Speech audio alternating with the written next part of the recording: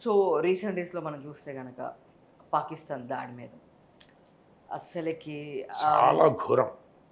ఘోరాతి ఘోరం. Innocent people. వాడు అన్ని బుల్లెట్స్ దించడానికి వాడేమన్నా వాని శత్రువా? ఎంత దారుణం! ఒక చిన్న దెబ్బ తగిలితేనే మనం విలవిలలాడిపోతాము. భార్య ముందు భర్తకో, భర్త ముందు భార్యకో అనుబంధాలు కదా. వాడు చూసి చూడకుండా ఆమె చివరికి ఏమడిగింది, నన్ను కూడా చంపేసేయి, లేదు నువ్వు మోదీకి పోయి చెప్పంటే what message you want to give? కులం అడిగి, రిలీజన్ అడిగి, కులం ఏం అడగలేదు, రిలీజన్ అడిగాడు. టెస్టింగ్స్ ఎట్లా, రిలీజనల్ టెస్టింగ్స్ ఎట్లా చేశారు? ఎంత దారుణం! సివిలియన్స్. నీకు దమ్ముందా, ధైర్యం ఉందా, యు ఫైట్ విత్ ఆర్మీ.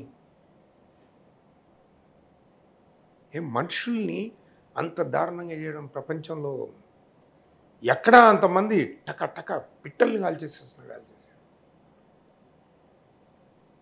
నిస్సహాయులను,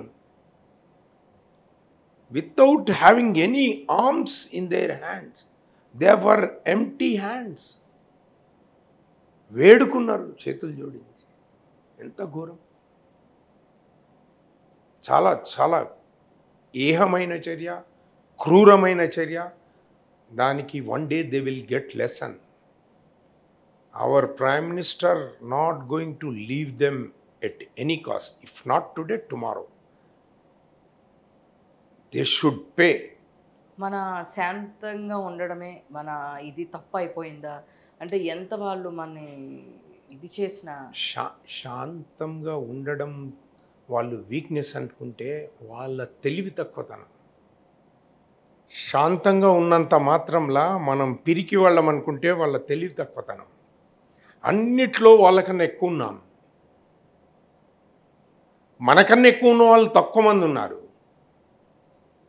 ఉండి కూడా మొన్నటికి మొన్న కరోనా వచ్చినప్పుడు మన దేశం అత్యధిక జనాభా గల దేశం. మనల్ని మనం సర్దుకొని పక్క దేశాలకు కూడా ఇచ్చాం కదా, ప్రాణం పోసాం కదా పక్క దేశాలకు. కళ్ళు లేవా, కళ్ళు లేని కబోదులు అవి ఈ దేశానికి కూడా పంపించాం కదా. పంపించామా లేదు? మెడిసిన్స్ పంపించాం, ఫ్రీ మెడిసిన్స్ పంపించాం, ఫ్రీ వ్యాక్సిన్ పంపించాం. భారతదేశం అంటే ప్రపంచ దేశాలకు ఆదర్శంగా ఉండాలనుకునే దేశం. విశ్వగురు. మన ఆర్థికంగా మనము కష్టపడి పైకి వచ్చిన దేశం. ఇలాంటి దేశం ప్రపంచంలో ఎక్కడ లేదు. ఎవరి దగ్గర ఏం తెచ్చుకోకుండా మన పంటలు పండించుకొని ఇంతమంది జనాభా ఉన్నా ఏది ఇంపోర్ట్ చేసుకోకుండా కూడా తిని ఉండగలం. ఇలాంటి దేశం ఎక్కడ లేదు ప్రపంచంలో. They have to depend on others. భూభాగం తక్కువ ఉన్నా కూడా ఉన్న భూభాగంలో పంటలు పండించుకొని తిని ఉండగలిగే స్తోమత భారతదేశానికి. వాళ్ళలో నీళ్లు ఆపుతామంటే ఎంత తల్లడిల్లిపోతున్నారు. అది పోను మళ్ళీ బ్లడ్ షేడ్ అవుతుందని చెప్పారు. ఏం మాట్లాడుతున్నారు? ఏ దేశంతో మీరు పక్కన బల్లెంలాగా ఉన్నారు? పూర్వీకులు ఎవరో మరి ఎందుకు ఇలాంటి అగ్రిమెంట్స్ చేశారో తెలియదు. కానీ ఇప్పుడు రాష్ట్రాలకే ఈరోజు తాగునీరు దొరకలేదు. మనకి ఎన్టీ రామారావు గారు తెలుగు గంగా అనే ప్రాజెక్టు పెట్టి తమిళులకు వాటర్ ఇవ్వాలి అనే ఒక కాన్సెప్ట్ పెట్టాడు. విత్ ఇన్ ద నేషన్లోనే ఇబ్బందికరమైన పరిస్థితులుంటే మనం భారతదేశం నుండి ఇంకో దేశానికి ఇచ్చే ఆ సాహసం చేశారు. మరి వాళ్ళు ఎందుకు చేశారో వాళ్ళది కూడా మూర్ఖత్వమే. ఈరోజు వాళ్ళే మన జలాలను యూజ్ చేసుకొని మన మీదకే దాడికి దిగారు కదా. ఎంతవరకు సమంజసం? మీరేం చెప్పదలుచుకున్నారు సొసైటీ? వాళ్ళ దేశంలో ఉన్న దానికంటే వాళ్ళ దేశంలో ఉన్న ఆ మతస్థులు మన దగ్గర హ్యాపీగా లైఫ్ లీడ్ చేస్తున్నారు. ఇడ భాయ్ అంటాం మనం. వాళ్ళేమో మన మీద యుద్ధం ప్రకటిస్తే ఎట్లుంటుంది? They will get lesson. అది జరగాలి కూడా.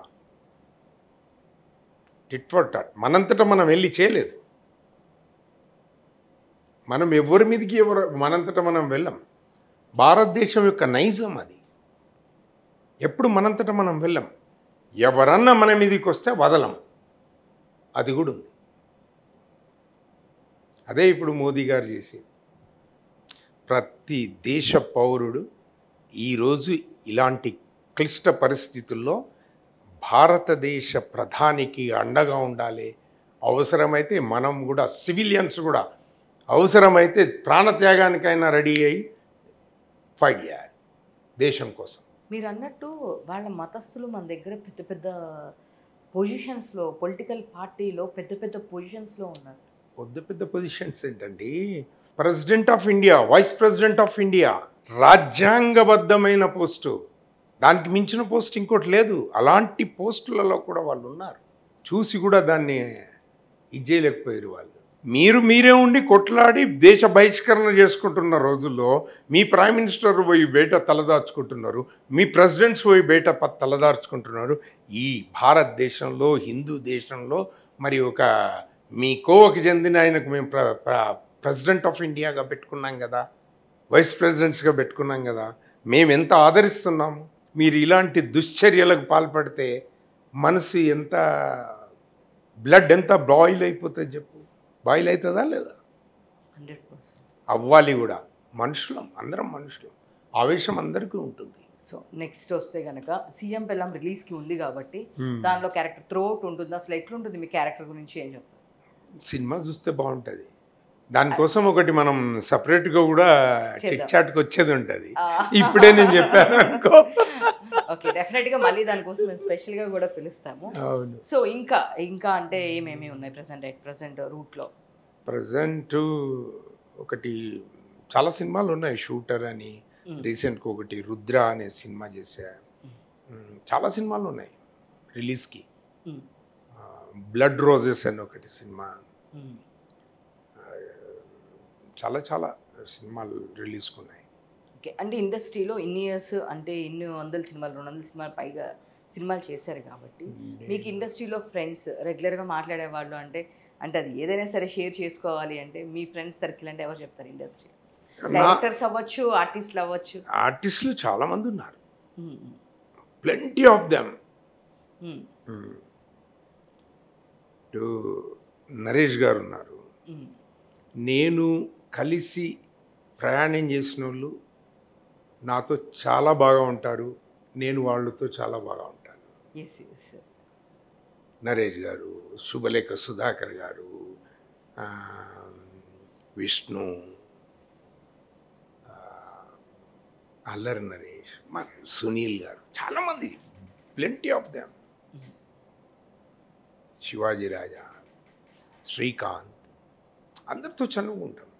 సో అట్లా ఐ నో మీరు వెరీ మ్యాక్సిమం చాలా మందితో నేను, అంటే నా రిలేషన్ మాత్రం డెఫినెట్గా మంచిగా ఉంటుంది. చాలా మాట్లాడే ఇది కూడా చాలా పద్ధతిగా, అంటే ఫ్రెండ్లీగా. ఎస్ మీరు రెస్పాండ్. మనం other than see we are actors.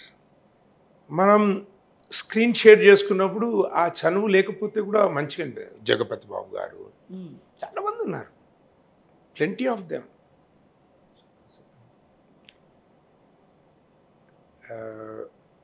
Balakrishna గారితో 2 రోజులు చేశా. Samarasimha Reddy, Veerasimha Reddy. He was very close to me. అలాగే డైరెక్టర్స్, ఏ పొజిషన్కి ఆ పొజిషన్లో అందరు ఫ్రెండ్స్. So super. అయితే సీఎం పెళ్ళాం గురించి విడిగా ఇంటర్వ్యూనే ఇస్తానని చెప్తాను. సో బట్ కానీ 3 years మ్యాక్స్ నేను మిమ్మల్ని ఇంటర్వ్యూ అడిగి ఒక 3 years అవుతుంది కదా? Yeah, almost 3 years. Almost 3 years. But finally నువ్వు అప్పుడు ఈ ఛానల్ లేదు, వేరే ఛానల్ ఉన్నప్పుడు అడిగావు. ఈ ఛానల్కు కుదిరింది అనుకోకుండా. ఈ ఛానల్ మీ ఎండి గారు నాకు పరిచయం కాబట్టి అలా కుదరడం కూడా దేనికో దానికి రీజన్ ఉండాలి కదా. ఇది మన ఛానల్ లాగా అయిపోయింది. మన ఛానల్ అంటే ప్రొడక్షన్ బికాస్ మీరు వర్క్స్ చేశారు. I worked with in his production house. Yes. So పెద్ద రోల్ చేశాను. సో ఆ సార్ పెద్ద మనసుకు తగ్గట్టు పెద్ద రోల్ చేశాను నేను. So sure sir very warm person. Warm, very nice person, down to earth, అందరినీ ఆదరిస్తాడు. మనకేం కావాలండి, మనిషిని మనిషిగా చూస్తే చాలండి.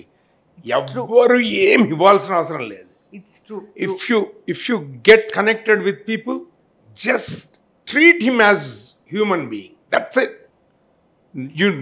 Then nobody expect your funds and all.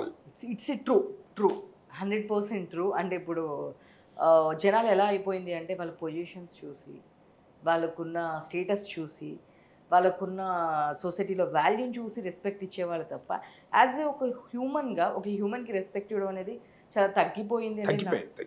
Social equality దినదినము సోషల్ ఈక్వాలిటీ లేకుండా పోతుంది, దిగజారిపోతున్నాయి, విలువలు దిగజారిపోతున్నాయి. బట్ మీరు అలా కాకుండా ఒక సోషల్ ఈక్వాలిటీ ఉంది కాబట్టి ఎంతోమంది వర్క్ చేయగలుగుతున్నారు. Yes, of course, of course. నేను భగవంతుడిచ్చిన అదృష్టం ఏంటంటే, నేను ఎక్కడెళ్ళినా కూడా ఈవెన్ లైట్ బాయ్ దగ్గర నుంచి నాకు వచ్చే అసిస్టెంట్ను కూడా వాడు వెనక డోర్ తీసుకొని కూర్చుంటే తప్ప, వాడు ముందు డోర్ తీసుకొని కూర్చున్నాడు అనుకో, వెళ్ళి వెనక కూర్చోరా అని మాట నేను మాత్రం అనను. కూర్చొని వాడే, దాంతో నేను ఒరిగేది లేదు కదా. బట్ అలా అనుకోరు కదా అందరూ. అనుకోరు. సరే, కొందరికి నచ్చుతుంది, కొందరికి నచ్చదు. కొందరు లెవెల్ చూస్తారు, కొందరు చూడరు. నాకైతే అట్లా అనిపించదు, ఉంటే ఉన్నాను. కొన్నిసార్లు అట్లా అనిపిస్తుంది. అంటే వాళ్ళు ఆ ఒక చిన్న సిచ్యువేషన్ని లైఫ్ లాంగ్ గుర్తుపెట్టుకుంటారు. ఎస్. మీకు ఆ మూమెంట్కి అది మేబీ ఒక 1 hour ఆర్ ఒక 10 minutes సిచ్యువేషన్ అయి ఉండొచ్చు. బట్ ఆ అవతల పర్సన్ ఎవరున్నారు, మీరు అంత రెస్పెక్ట్ ఇచ్చిన ఒక డ్రైవర్ అవ్వచ్చు, ఒక లైట్ బాయ్ అవ్వచ్చు, మేకప్ మ్యాన్ అవ్వచ్చు, బట్ లైఫ్ లాంగ్ నా కోసము నన్ను ఏం అనలేదు, నాకు అంత రెస్పెక్ట్ ఇచ్చారు, వాళ్ళకి మీరు ఎక్కువ ఇచ్చే డబ్బుల కన్నా కూడా మోర్ దెన్ హ్యాపీ ఫీల్ అవుతారు. ఎస్. అది మాత్రం మన కోసం పనిచేసే వాళ్ళతోని డెఫినెట్గా మంచి రిలేషన్ మెయింటైన్ చేయాలి. భలే పేమెంట్ ఇస్తుండొచ్చు, మనం పని చేస్తే శాలరీస్ ఇస్తుండొచ్చు, కానీ మనకు పని చేసిన వాళ్ళను మనం జాగ్రత్తగానే చూడాలి. Finally thank you so much. 3 years తర్వాత నాకు అలా కుదిరింది మీతో interview. And thank you for valuable information. Next ఇప్పుడే కాదు, ఇది ఇంతటితో అవ్వలేదు, నెక్స్ట్ ఇంకొక మూవీ ప్రమోషన్ ఉంది కాబట్టి తప్పకుండా చాలా తొందరగా క్లోజ్ చేశాను. పర్లేదు, మళ్ళీ కలుస్తాం కదా. ఎస్. నేను కూడా అనుకోకుండా ఈ రోజు వెళ్ళాను, మళ్ళీ నువ్వు ఫాలో అప్ చేస్తుంటే వచ్చేస్తాను. యాక్చువల్గా ఏదో ఫంక్షన్ నుంచి పాపం డైరెక్ట్ వచ్చారు. సో ఇంకొక డే చాలా ఫ్రీగా తప్పకుండా, మళ్ళీ ఈరోజు డిజిటల్లో చేశాం కాబట్టి రేపు శాటిలైట్లో చేద్దాం. తప్పకుండా. సో డెఫినెట్గా మళ్ళీ ఒక ఇంటర్వ్యూ చేయాలి. And thank you so much. Your a great human అని చెప్పేసి నేను నమ్ముతాను. ఫస్ట్ ఆఫ్ ఆల్ ఆర్టిస్ట్ అయినా పక్కన పెడితే గ్రేట్ హ్యూమన్. అంటే చాలా బాగా రిసీవ్ చేసుకుంటారు వాళ్ళు ఎవరనేది పక్కన. బట్ ఇట్స్ చాలా రేర్ క్వాలిటీ, ఆర్టిస్టులు అలా ఉండే rare quality. We learn from our parents, తల్లిదండ్రుల నుంచి వచ్చిన అలవాటు. Thank you sir, thank you so much sir. చూసారు కదండి, ఇది ఈరోజు మన ఆర్టిస్ట్తో ముచ్చట్లు. బట్ ఇప్పుడే ఇంతటితో వదిలేయట్లేదు, ఇంకా కంటిన్యూషన్ ఉంటుంది, చూస్తూనే ఉండండి బీఆర్కే ఎంటర్టైన్మెంట్. నేను